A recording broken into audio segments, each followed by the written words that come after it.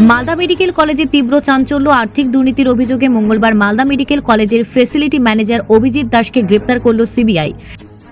জানা গেছে, দিন দুপুরে এসআই পদমর্যাদার এক সিবিআই আধিকারিক সহ মোট 3 জন এসে মালদা মেডিকেল কলেজ ক্যাম্পাস থেকে তাকে গ্রেপ্তার করে।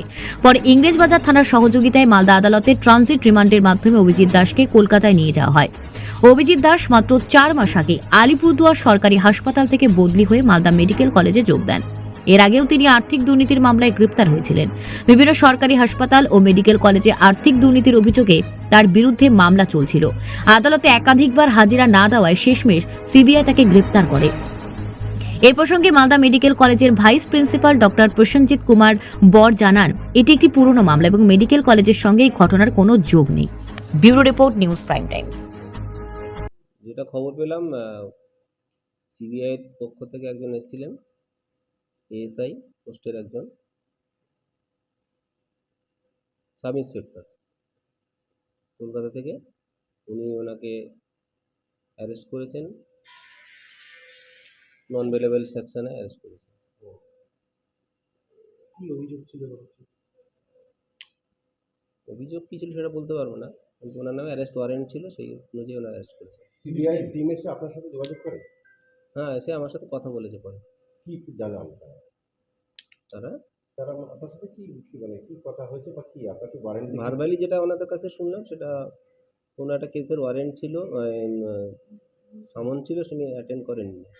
2-3 বার মানে অ্যাটেন্ড করেনি, তার জন্য ওয়ারেন্ট হয়েছে।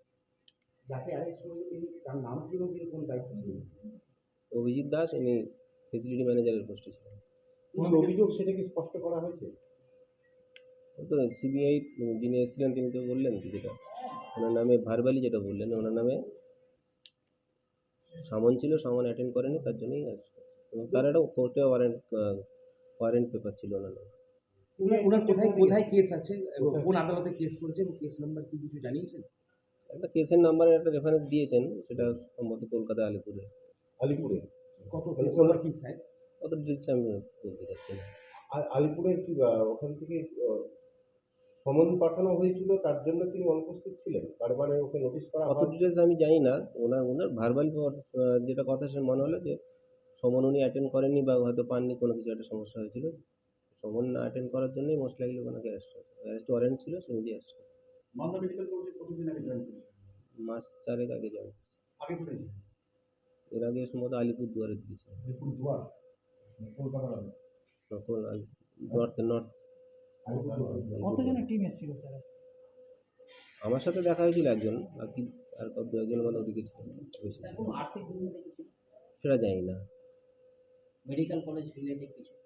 সেটা বলতে পারবো না। ওনার কি আগেও কোনো এলিগেন্স ছিল?